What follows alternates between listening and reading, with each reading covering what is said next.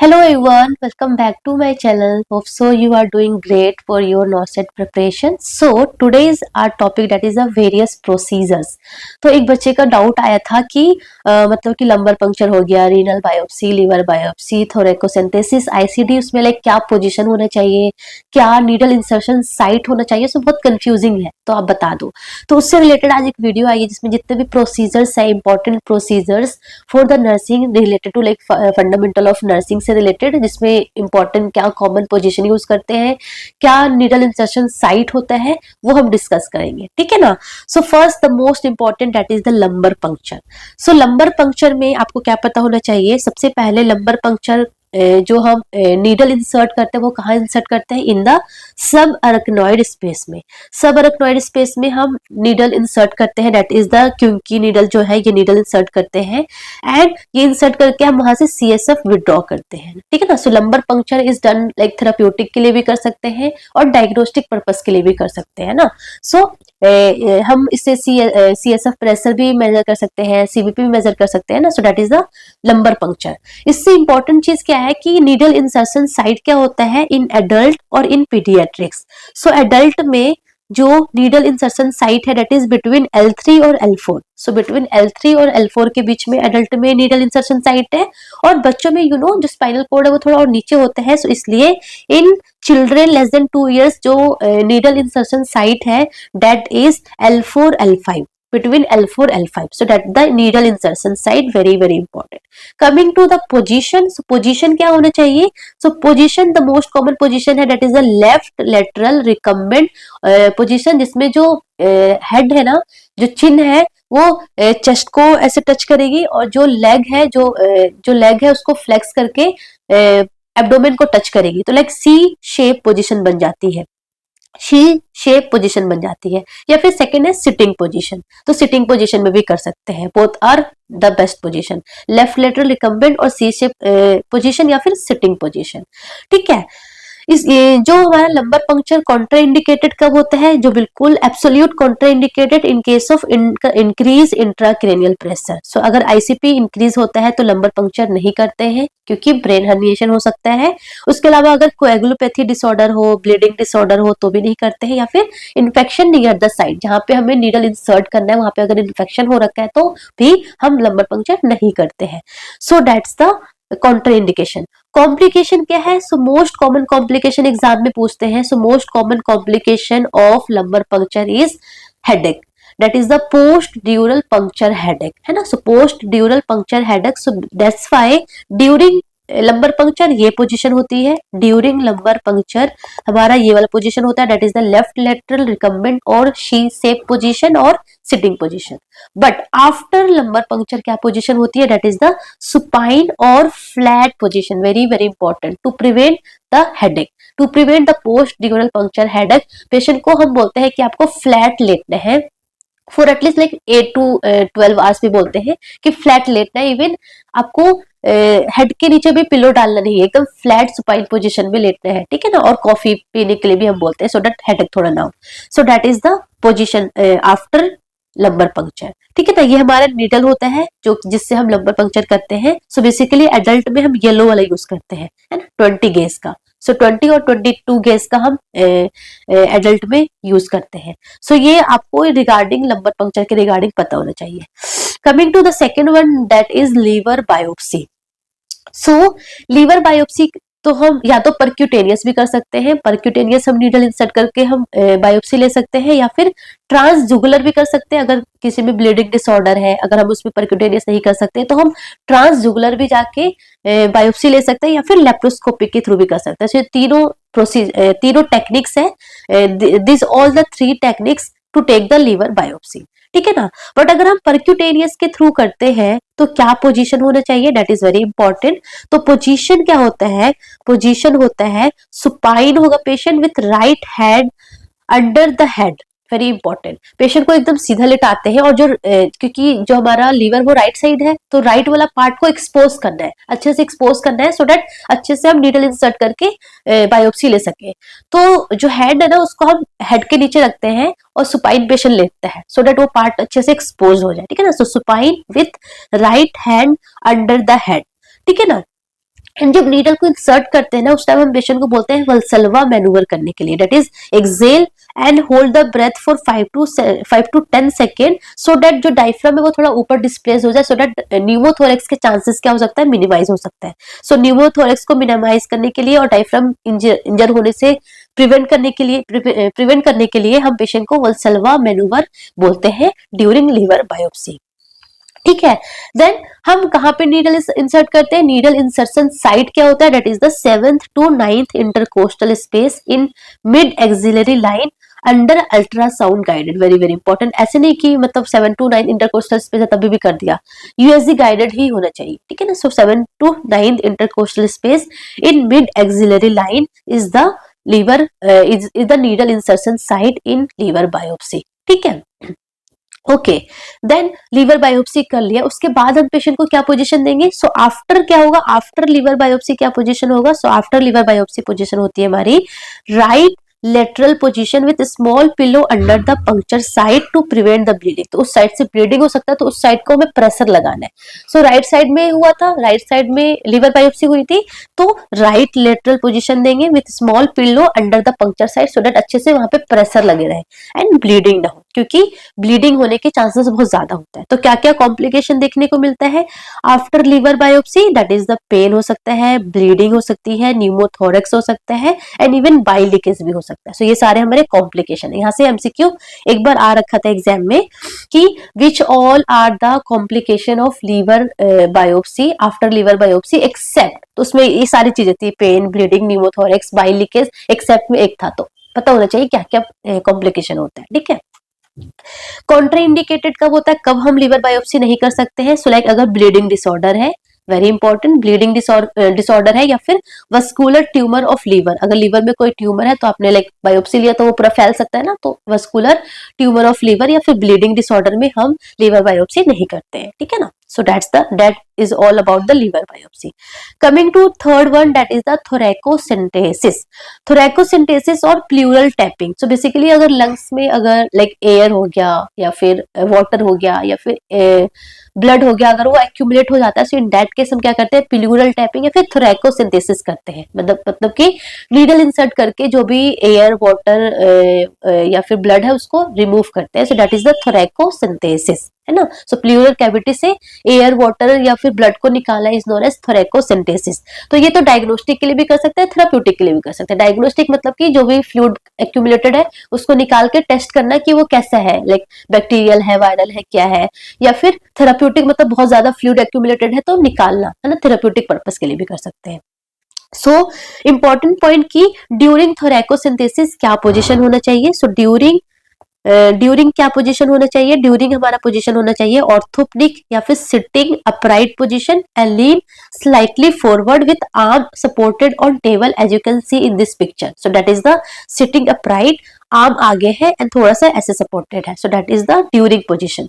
अगर ये position patient maintain नहीं कर सकता, लाइक सपोज कोई पेशेंट है वो ही और she can't able to sit, so in that condition हम कौन सा पोजीशन देंगे, लेटरल पोजीशन दे सकते हैं, ठीक है।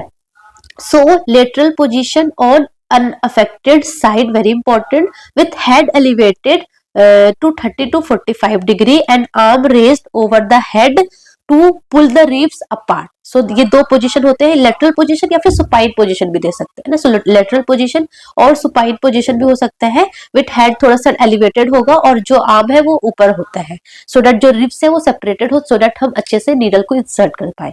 सो ये हमारा ड्यूरिंग पोजीशन है।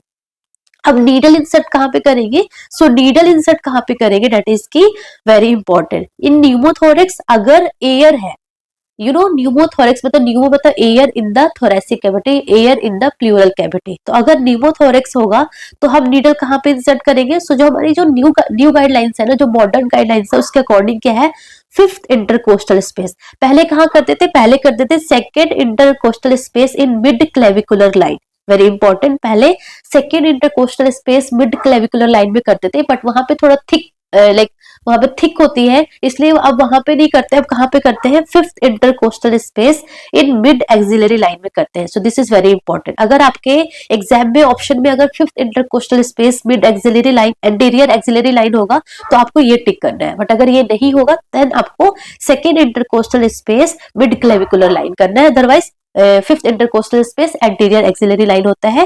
बट अगर हाइड्रोथोरेक्स हो या फिर हीमोथोरेक्स है, मतलब कि पानी या फिर ब्लड होगा, दैट इज की बिकॉज ऑफ ग्रेविटी वो नीचे की तरफ एक्यूमुलेट हो जाएगा ना, नीचे की तरफ होगा। सो इन दैट केस हम कहाँ पे नीडल इंसर्ट करेंगे, seventh to ninth intercostal space between posterior axillary line and mid scapular line के बीच में हम नीडल को इंसर्ट करेंगे। तो न्यूमोथोरेक्स में थोड़ा ऊपर करते हैं और हाइड्रो या फिर हीमोथोरेक्स होगा तो नीचे थोड़ा सा पोस्टीरियरली साइड पे करते हैं, क्योंकि जो बाय द ग्रेविटी जो वाटर है, जो ब्लड है वो नीचे की तरफ आके एक्यूमुलेट हो जाती है पोस्टीरियर साइड पे, इसलिए। ठीक है ना। सो ये ड्यूरिंग हो गया। पोस्ट में कहाँ पे क्या पोजीशन देंगे, सो पोस्ट प्रोसीजर क्या पोजीशन देंगे, दैट इज द ऑपोजिट और unaffected side with head elevated for at least 1 hour तक। सो ये इंपॉर्टेंट है फॉर थोरैकोसिंथेसिस और प्लूरल टैपिंग। ठीक है। One more important thing is that tension pneumothorax. So tension pneumothorax, you know, it is the emergency condition. It is the emergency condition जिसमें क्या होता है कि पेशेंट को शॉक लाइक सिम्टम्स होगा, ट्रेकियल डेविएशन होगा, है ना, बिकॉज ऑफ द एयर, है ना, एयर अंदर है, पूरा लंग कोलैप्स हो चुका है, लंग कोलैप्स हो गया, सो पूरा ट्रेकियल डेविएट हो जाएगा, है ना, और क्या बोलते हैं, पेशेंट को शॉक वाले सिम्टम्स दिखने को मिलेगा। So in tension pneumothorax emergency condition है, तो कुछ भी इमरजेंसी वाला चीज करना है। तो सबसे पहले हम नीडल थोरैकोटोमी करते हैं, नीडल को डाल के फटाफट एयर गश ऑफ एयर को रिमूव करते हैं। सो नीडल थोरैकोटोमी और नीडल डिकम्प्रेशन भी बोलते हैं, वो करते हैं, that is in fifth intercostal space anterior axillary line. अगर ये ऑप्शन में है तो बेस्ट, नहीं तो second intercostal space mid clavicular line में। उसके बाद दैट इज द इमरजेंसी वाला मैनेजमेंट हो गया, है ना, एक्यूट मैनेजमेंट हो गया। अब हमें पेशेंट को मेंटेनेंस पे भी डालना है ना, तो हम फिर आईसीडी ट्यूब इंसर्ट कर देते हैं, that is the intercostal drainage tube insert कर देते हैं। वो भी कहाँ करते हैं, in same fifth intercostal space anterior axillary line, that is the safe triangles में करते हैं। तो सेफ ट्रायंगल आपको पता होना चाहिए, सेफ ट्रायंगल जोन बनाते हैं एंड वहां पे इंसर्ट करते हैं। सेफ ट्रायंगल में क्या होता है, सेफ ट्रायंगल में होता है कि ये पेशेंट है ना, लेट सपोज पेशेंट का ये हमारा ब्रेस्ट हो गया, तो कैसे करते हैं, एंटीरियरली कैसा होता है, एंटीरियरली ये एंटीरियर है, lateral border of pectoralis major muscle, ये हमारा एंटीरियर हो गया। पोस्टीरियर होता है anterior border of latissimus dorsi muscles, और इंफीरियर हमारा horizontal line at the level of fifth intercostal space, और एपेक्स हमारा एक्सिला होता है। सो यहाँ पे हम नीडल को इंसर्ट करते हैं in the safe triangle zone पे। सो दैट इज इंपॉर्टेंट, ये आपको पता होना चाहिए। ठीक है। उसके बाद पैरासिंडेसिस। सो पैरासिंडेसिस इसको हम एब्डोमिनल टैपिंग कब करते हैं, इन केस ऑफ असाइटिस, अगर फ्लूइड एक्यूमुलेटेड है इन पेरिटोनियल कैविटी में तो हम पैरासिंडेसिस या फिर एब्डोमिनल टैपिंग करते हैं। इसमें क्या पोजीशन देते हैं पेशेंट को, सेमीफॉलर पोजीशन दे सकते हैं, या फिर साइड लाइन पोजीशन दे सकते हैं, या फिर सुपाइन पोजीशन भी दे सकते हैं, है ना, बेसिकली लेफ्ट साइड में हम करते हैं, क्योंकि राइट साइड में सिक्कम होता है, तो सिक्कम को इंजर्ड होने से प्रिवेंट करने के लिए हम लेफ्ट साइड बेसिकली पैरासिंडेसिस करते हैं। ठीक है। वन वेरी इंपॉर्टेंट थिंग कि जब हम पैरासिंडेसिस करते हैं तो पेशेंट को हम बोल रहे हैं कि वॉइडिंग कर लो पहले, है ना, वॉइडिंग करना है, हमें वेट चेक करना है, क्योंकि हम फ्लूइड रिमूव कर रहे हैं, तो हमें पता होना चाहिए कि पहले पेशेंट का वेट कितना है and after fluid removing patient का वेट क्या होगा। सो वेट चेक करना है और एब्डोमिनल गर्थ वेट चेक करना है, ऑल्सो वाइटल साइन, क्योंकि हम इतना ज्यादा फ्लूइड रिमूव कर रहे हैं असाइटिस में, तो हो सकता है पेशेंट शॉक में जा सकता है। तो अगर ऑलरेडी पेशेंट का बीपी कम है तो इसलिए हमें पेशेंट का पहले वाइटल्स चेक करना है और अल्ट्रासाउंड गाइडेड होना चाहिए। ठीक है। नीडल कहाँ पे इंसर्ट करना है, in the mid line site होता है और एक हमारा लेटरल साइट होता है, दो साइट है, एक मिड लाइन साइट है और एक लेटरल साइट है। लेटरल साइट जो है मोस्ट कॉमनली प्रेफर करते हैं, ठीक है ना। सो मिड लाइन साइट में कहाँ पे करते हैं, 2 to 3 centimetre below the umbilicus. तो ये हमारा लेट सपोज अम्बिलिकस है, सो अम्बिलिकस से 2 to 3 सेंटीमीटर बिलो नीडल को इंसर्ट करते हैं। So that is the mid line side. दूसरा हमारा है लेटरल साइड। तो लेटरल साइड कब कहाँ पे करते हैं, in the left lower quadrant region में। So left lower quadrant region में, राइट में क्यों नहीं करते, क्योंकि सीकर में, इसलिए लेफ्ट लोअर क्वाड्रेंट में 2 to 4 centimetre medial and superior to anterior superior iliac spine पे करते हैं in the lateral side with the help of Z track technique. Z track technique apply करके and after taking paracentesis, after doing paracentesis again हमें vitals check करने हैं to check कि patient को इतना फ्लूइड निकालने के बाद जो शॉक में तो नहीं चला गया, ठीक है ना। So that's all the important point you have to remember regarding paracentesis. Okay, then coming to the nasogastric tube insertion, so that is the Ryle's tube insertion। तो Ryle's tube insertion position you know that is the 45 to 90 degree elevated होना चाहिए head end, है ना। तो patient like sitting या semi Fowler like high Fowler position में होना चाहिए पेशेंट का। एंड द वेरी इंपॉर्टेंट कि मेजरमेंट से एमसीक्यू आता है कि जो हम Ryle's tube जो हम डाल रहे हैं वो कितना लंबा होना चाहिए, लेंथ कितनी होना चाहिए। सो उसकी जो लेंथ हम कैसे मेजर करते हैं इन एडल्ट में that is next मतलब कि nose to earlobe to xiphoid process. So next मतलब nose to earlobe to xiphoid process, that the mnemonic next nose to earlobe to xiphoid process in adult और in children less than 2 years the mnemonic is NEMU, that is the nose to earlobe to the midline of umbilicus, है ना। Xiphoid process to umbilicus के जो mid line है वहां तक करते हैं। So that the length of Ryle's tube, ठीक है ना। So that is the next and NEMU, ये दो निमोनिक आप याद कर लो फॉर नेसोगैस्ट्रिक ट्यूब लेंथ, ठीक है ना। देन एक और एमसीक्यू क्या आता है, that is the placement verification. तो फर्स्ट एमसीक्यू आता है पोजीशन से, सेकंड आता है हमारा length of the tube, and third MCQ आता है कि पोजीशन कैसे कंफर्म करेंगे। सो पोजीशन में x ray is the gold standard, है ना, गोल्ड स्टैंडर्ड। और यू कैन से दैट कि कंफर्मेशन जो पक्का वाला कंफर्मेशन देगा वो एक्सरे ही है। उसके अलावा और क्या क्या कर सकते हैं, पीएच टेस्टिंग कर सकते हैं, क्योंकि जो एब्डोमिनल से जो हम एस्पिरेट करेंगे और एब्डोमिनल का जो कंटेंट होता है वो कैसा होता है, एसिडिक होता है। तो हम एसिडिक नेचर हम वेरीफाई करेंगे ना। सो पीएच टेस्टिंग हो गया। ऑस्कल्टेशन होता है जिसमें हम 10 to 20 ml एयर हम अंदर डालते हैं, है ना। और उसके बाद हम स्टेथोस्कोप से हम उसको सुनते हैं तो वुश साउंड होता है। So that is the auscultation.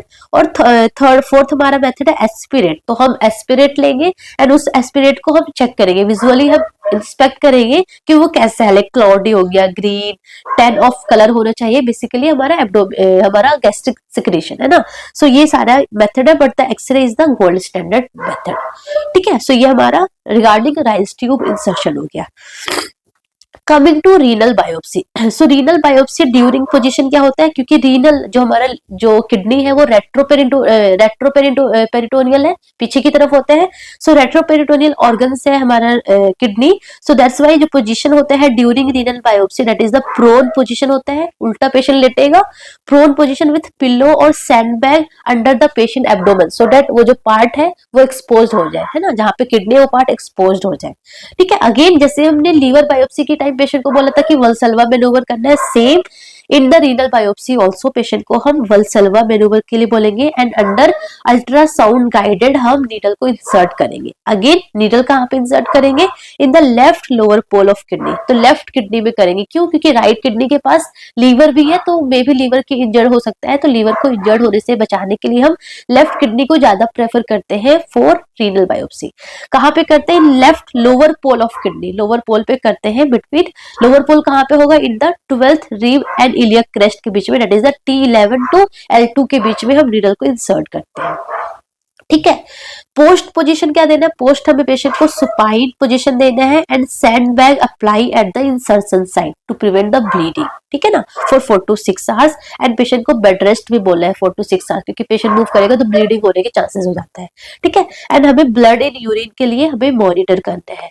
अगर माइक्रोस्कोपिक ब्लड है तो दैट्स नॉर्मल, बट अगर बहुत ज्यादा ग्रॉस माइक्रोस्कोपिक ब्लड आ रहा है, बहुत सारा ब्लड आ रहा है, तो मतलब कि अंदर ब्लीडिंग हो रहा है, तो हमें ब्लीडिंग के लिए, ब्लड इन द यूरिन के लिए हमें पेशेंट को मॉनिटर करते रहना है, ठीक है। देन हमारा है बोन मैरो बायोप्सी। सो बोन मैरो बायोप्सी में क्या कौन कौन सी साइट होती है, सो एडल्ट में मोस्ट कॉमन साइट अगर आपसे पूछे, most common site in adult that is the posterior superior iliac spine और पोस्टीरियर सुपीरियर इलियक क्रेस्ट। अगर हम पोस्टीरियर सुपीरियर इलियक क्रेस्ट से अगर हम बोन मैरो एस्पिरेशन या फिर बोन मैरो बायोप्सी करते हैं तो पेशेंट को हम प्रोन पोजीशन या फिर लेफ्ट और राइट लेटरल डेक्यूबिटस पोजीशन देते हैं with knee flex at 45 degree, ठीक है। So that is the first site. Second site होता है हमारा anterior superior iliac crest, anterior superior iliac crest, उसमें हम पेशेंट को सुपाइन पोजीशन देते हैं। उसके अलावा स्टर्नम से भी हम बोन मैरो बायोप्सी कर सकते हैं, ठीक है ना। एंड फोर्थ हमारा है थर्ड हो गया हमारा स्टर्नम, फोर्थ हमारा है प्रॉक्सिमल मीडियल टिबिया। तो ये बेसिकली हम इन्फेंट और young children like less than 2 years के बच्चों में अगर हमें बोन मैरो बायोप्सी करनी हो तो हम कौन सा साइट प्रेफर करते हैं, that is the proximal medial tibia is the most preferable site for bone marrow biopsy in less than 2 years children. उसके अलावा स्कैपुला से भी ले सकते हैं, रिब्स से भी ले सकते हैं, लॉन्ग बोन से भी ले सकते हैं। तो ये सारा हमारा होता है। इसमें इंपॉर्टेंट क्या है कि अगर ब्लीडिंग डिसऑर्डर हो तो नहीं लेना है हमें, क्योंकि और ज्यादा ब्लीड हो सकता है पेशेंट को। तो ये वाला एमसीक्यू आ रखा था कि इन्फेंट में हमें बोन मैरो बायोप्सी करनी है तो कौन सा साइट है। तो 4 ऑप्शन थे, उसमें एक टिबिया का ऑप्शन भी था, तो टिबिया वाला आपको करेक्ट करना था, ठीक है ना। सो ये हमारे थे important procedure like renal, liver, lumbar puncture, thoracocentesis, paracentesis and bone marrow biopsy. So that's all about today. Thank you so much, all the best. लगे रहो, जमे रहो, पढ़ते रहो। एंड अगर आपको और कोई टॉपिक में डाउट है तो आप कमेंट कर दो, सो दैट मैं वो टॉपिक आपके लिए थोड़ा इजी करके पढ़ा दूँ। Okay, so that's all about today. Thank you so much.